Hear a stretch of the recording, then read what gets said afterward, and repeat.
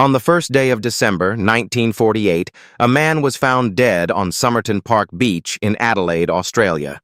He was lying with his head against the seawall. His legs were extended, his feet were crossed. A half-smoked cigarette rested on his collar, as though he had fallen asleep and simply never woken up. He wore a white shirt, a red, white, and blue tie, a brown knitted pullover, and a fashionable double-breasted jacket. He was clean-shaven, well-built, and in extraordinary physical condition. He carried no wallet, no identification. Every label on every piece of his clothing had been carefully removed. No one knew his name. No one had reported him missing. And his cause of death would baffle forensic experts for 75 years. In his trouser pocket, sewn into a hidden fob, police would later find a tiny, rolled-up scrap of paper. On it were 2 words, printed in elegant Persian script. Tamám Shud. It is finished. Somerton Park Beach sits about 11 kilometers southwest of Adelaide's city centre in the suburb of Glenelg. In 1948, it was a quiet stretch of sand overlooked by a building called the Crippled Children's Home, on the corner of the Esplanade and Bickford Terrace. At 6:30 on the morning of December 1st, police were called to the beach after a couple discovered the body. But witnesses had already seen the man the night before. A couple walking along the beach at around 7 p.m. on November 30th noticed a well-dressed man lying on his back in the same spot. They watched him extend his right arm to its fullest extent, then drop it limply. They assumed he was drunk and moved on. Others saw him too, motionless against the seawall through the evening. No one thought to check on him. By morning he was dead. Police searched his pockets carefully. They found an unused second-class rail ticket from Adelaide to Henley Beach, a bus ticket from the city that appeared not to have been used, a narrow aluminium comb manufactured in the United States, a half-empty packet of juicy fruit chewing gum, an Army Club cigarette packet containing 7 cigarettes, but they were not Army Club cigarettes. They were Kensitas, a different brand, placed inside the wrong packet, and a quarter-full box of Bryant and May matches. That was everything. No wallet, no money, no keys, no letters, no identification of any kind. And every single label, from his jacket, his trousers, his shirt, his tie, had been cut out. Someone had gone to extraordinary lengths to ensure this man could not be identified. The autopsy was conducted by pathologist Dr. John Dwyer. What he found was deeply unusual. The man's heart was normal in size and function, but his brain showed congestion in small vessels not commonly visible. His throat was deeply inflamed. His gullet showed whitening of the surface layers with a patch of ulceration. His stomach was filled with blood mixed with his last meal, a pasty eaten 3 to 4 hours before death. Both kidneys were congested. The liver contained a massive excess of blood, and his spleen was approximately 3 times its normal size.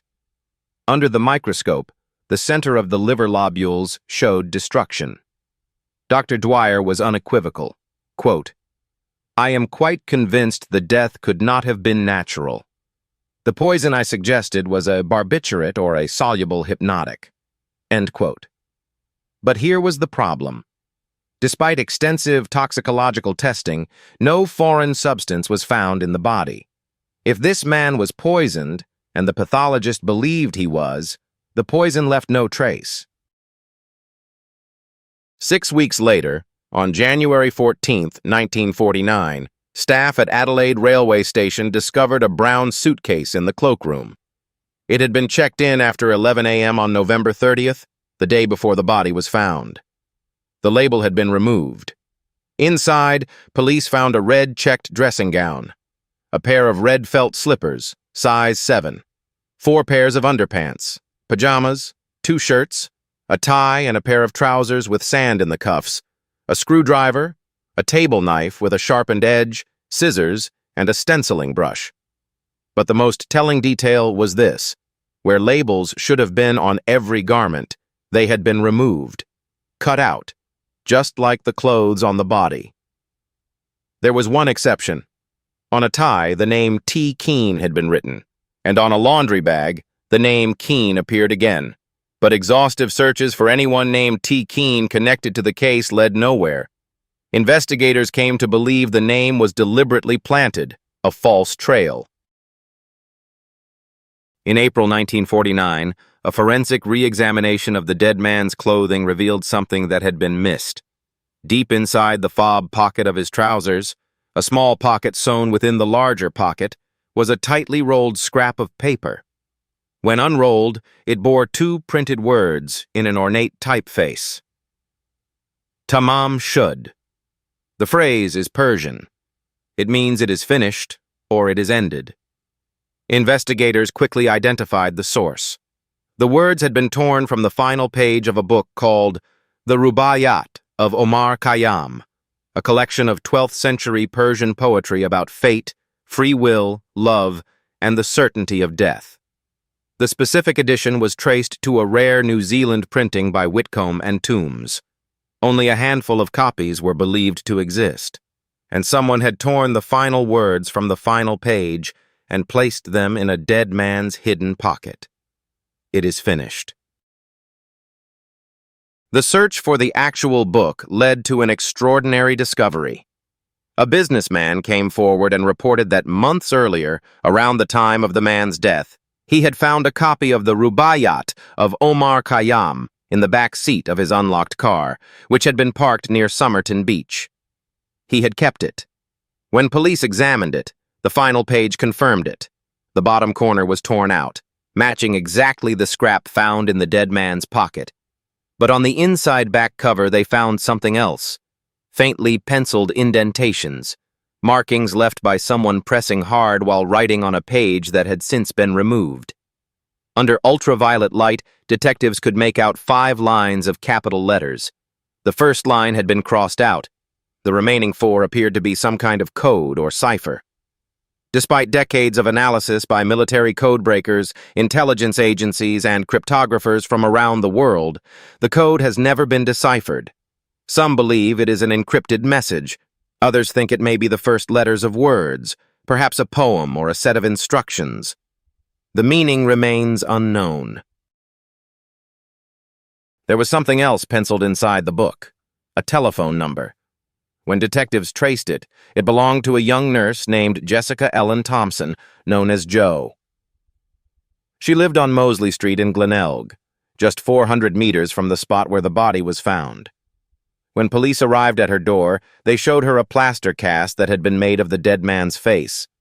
According to the detective present, Thompson appeared to be on the verge of fainting. She seemed visibly shaken, but she insisted she did not know the man. She had no idea why he would have her phone number or why he would come to her suburb on the night of his death. She asked that police keep her name out of the investigation, saying it would be embarrassing and damaging to her reputation. The police agreed, and that decision would hamper the investigation for decades. But investigators were not convinced. Retired Detective Jerry Feltus, who spent years on the case, said he believed Jessica Thompson knew the Somerton man's identity. She took that knowledge to her grave when she died in 2007. The mystery deepened further. Jessica Thompson had a son named Robin, born on July 16, 1947, roughly 16 months before the Somerton man's death. Robin had 2 extremely rare physical characteristics. His upper ear, the Simba, was larger than the lower ear, a feature found in only 1 to 2% of the Caucasian population. And he had a rare dental condition called hypodontia. He was missing his lateral incisors, a trait shared by roughly 2% of the population. When forensic experts examined the Somerton man's remains, they found the same features, the same ear formation, the same missing teeth. The probability of 2 unrelated individuals sharing both traits was astronomically low. The implication was staggering. Had the Somerton man been Robin's father? Had he come to Glenelg to see Jessica and their son? Robin Thompson himself died in 2009 at the age of 63, under circumstances his family described as mysterious. He had never been told about his possible connection to the case. The timing of the Somerton man's death placed it squarely in the early days of the Cold War. In 1948, Adelaide was not an ordinary city. It sat near some of Australia's most sensitive military installations. The Woomera rocket testing range was under development barely 500 kilometers to the north. British nuclear tests would soon take place at Maralinga. Intelligence agencies from both sides of the Iron Curtain were known to be active in South Australia. The Somerton man's carefully removed labels, his untraceable identity, his possible use of an undetectable poison, and the mysterious code in the Rubaiyat all pointed, for some investigators, to espionage. The spy theory was never proven, but it was never disproven either. For 74 years, the Somerton man remained unidentified. Then, in 2022, University of Adelaide professor Derek Abbott, working with American genealogist Colleen Fitzpatrick, made an announcement. Using DNA extracted from a single hair found embedded in the plaster death mask, they had identified the man as Carl Charles Webb, an electrical engineer and instrument maker born in 1905 in Melbourne. Webb had married a woman named Dorothy Robertson in 1941, but the marriage appears to have fallen apart. He vanished from all records after 1947. The announcement made headlines worldwide. But there was a problem. South Australian police conducted their own DNA analysis on the exhumed remains, completing their report in December 2023. As of today, they have not verified Abbott's identification. Critics point out that the hair sample, preserved in plaster treated with chemicals, was severely degraded. The methodology used to fill gaps in the genetic material relied on statistical inference rather than definitive matching.